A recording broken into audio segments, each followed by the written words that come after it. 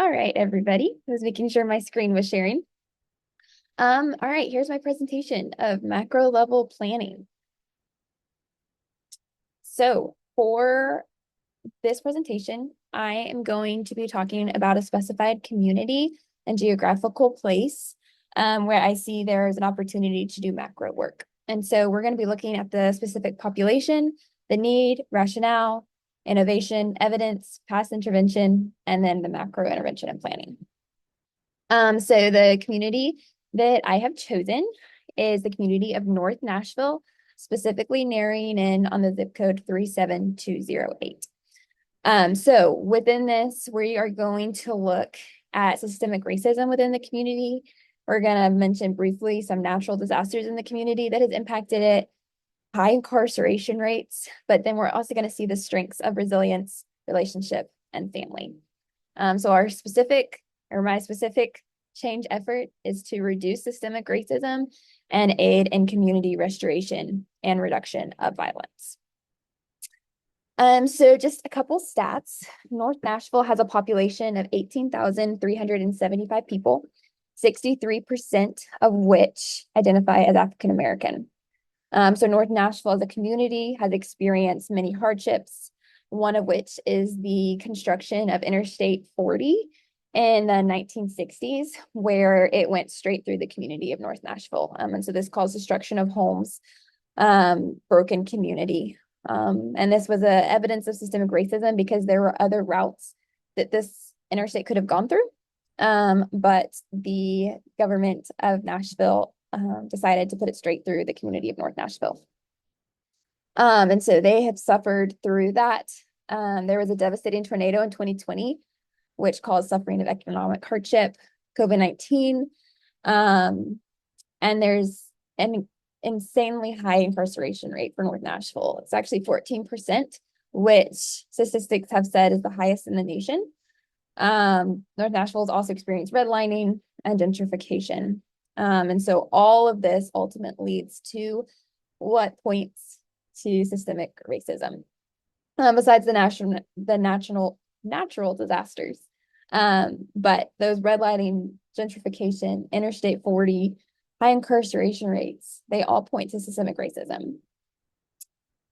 All right, so population, we've already identified systemic racism, incarceration rates.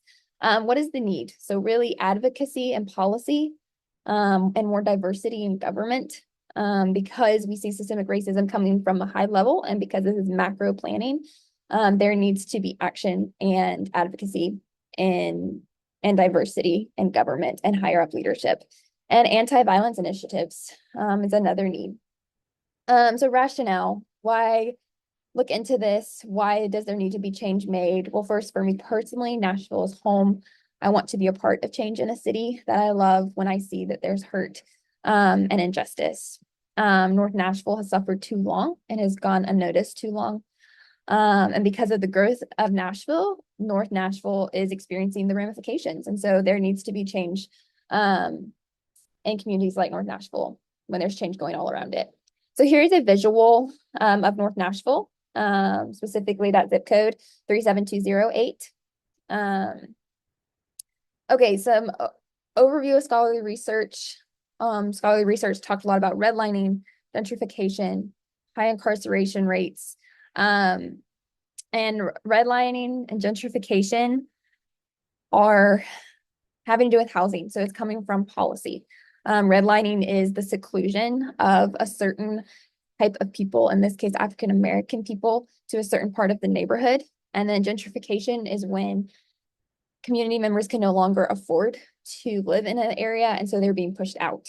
And so for this case, we see community members of North Nashville first being pushed to North Nashville to separate them from other people. And then gentrification, we see leadership wanting to move into North Nashville. And so they're pushing community members out.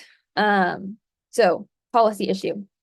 In 2021, violence offenses, there were 598 violence offenses committed. And so we also have to look at, when we look at the 14% incarceration rate, we also have to look at the location of police precincts. And in North Nashville, there are 5 different police precincts surrounding the area of North Nashville. And this creates reason to inquire if these high incarceration rates can be connected to the high police presence in the area. Here's another visual of all of those police precincts around North Nashville. Okay, so what are some past evidence-based interventions that have worked in situations like North Nashville? We see the Urban Peace Institute, where this created partnerships with violent intervention agencies, local government, community members, law enforcement, to use strategies to address issues that lead to community violence. And this specific was for South Park neighborhoods in Los Angeles. Another example is the Black Mental Health Alliance. This offered funding to reach individuals who live near drug markets and hotspots for violence. And so they offer that mental health service, treatment, case management, peer mentoring, support in that way. Okay, so the community intervention change framework. What is the goal here? Violence interrupters on the street outreach. That would be incredible. More that personalized prevention for the community. Group violence interventions. So once again, this is directly involved with the community, but it needs policy and higher up leadership to support it.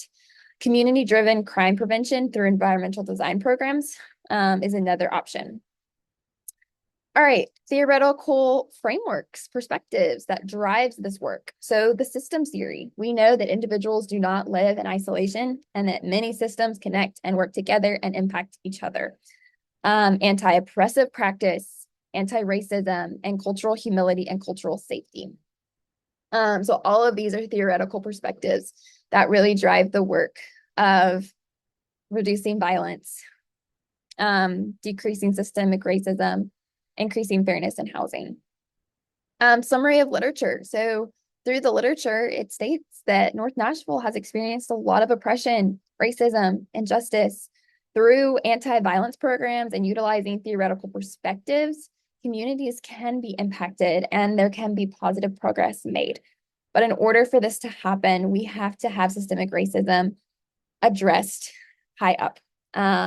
Community can work hard. You can have people come into community to encourage restoration. But if you continue to have that systemic racism coming from high up, coming into the community, forcing communities out of their homes that they've lived in for years because they can't afford the prices of the growing population of Nashville, we have to have the help and the action of leadership and government and policy.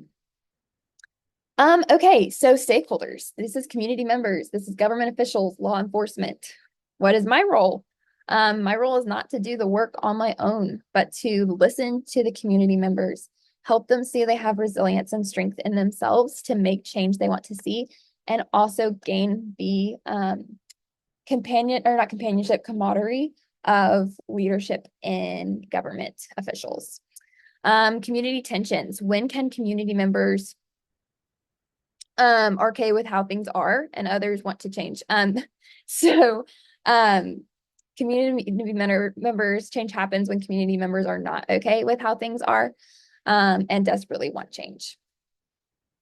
Okay, engagement opportunities. What are opportunities in North Nashville? They have 2 universities, Fisk University and University UTC. So those offer educational purposes and advantages and strengths. And that sense of family in the community. That's an opportunity to build upon. Political context. So politicians want Nashville to continue to grow, and North Nashville is that opportunity to many people. And so we have to advocate and show politicians the opportunity that the community of North Nashville has to Nashville as a whole. What we know that North Nashville has experienced a lot, but we also know that they have many strengths, and we want Nashville government and leaders to see that. What is the target goal, or what is the problem? Systemic racism is a goal, and reduction in violence. What does positive change look like? Leadership, inviting community members to the table to have a voice and to have violence intervention. What does the community or target population want / need? They want their community back. They want to be heard. They want to be safe. They want peace. How are voices heard? Truly, I think activists within the community of North Nashville play a whole huge role in this. One activist in general, Rashidat Tuga, she has created multiple interventions to put in school to prevent violence and also to prevent street violence. She is a big voice in North Nashville, and I believe one of the louder voices of the community. What is an intervention strategy that we can use? Violent interventions in the street. This could aid in advocating for community members and as a means to de-escalate a situation before it gets violent, as well as to get policies put into place as a prevention instead of just a treatment. Let's be proactive in addressing these challenges. Community members need to be involved, lawmakers, social workers, law enforcement, and community activists. Okay, so policy, government officials, leadership, law enforcement would need to be engaged to make this work and to carry out the macro intervention that we have identified. All right, so we already talked about that, who our stakeholders are. How can they assist? They can assist by looking at the presence of law enforcement and in the housing laws. These are huge. Also, what's causing the violence is the large incarceration rates due to the increased police presence. Or is there another reason? What assets, strengths, and resources are available? A strong community is an asset. The 2 large universities there. Change will happen when the community is brought to the table of discussion and policymakers begin to care more about people instead of just stats and money and growth. All right, so what theory is guiding this intervention? Co-construction. So social structures and relationships co-construct each other. Critical feminist and critical race theories, challenging sources of oppression. What are some goals, objectives? Reduce violence. We can measure this by incarceration rates and deaths and violence. See if they go down or they increase or they plateau, stay the same. And oppression, racism, and housing. And then we can also measure this by stats on housing costs and the increase, the growth of apartment buildings and houses and how North Nashville is just growing in itself. How sustainable. This is very sustainable if the community gets involved and if policymakers get involved. So that's where advocacy comes in. I believe a timeline could be 6 months to a year to get things started, to get these interventions started and put in place. Funding is a resource that's needed. Passion and persistence. What are potential challenges? Policymakers not listening. And the upcoming election can be a potential challenge. All right, so in conclusion, the community of North Nashville has experienced oppression, racism, injustice, natural disasters, and much loss. They have had to stand up and fight for themselves for centuries, going back all the way to the 1800s.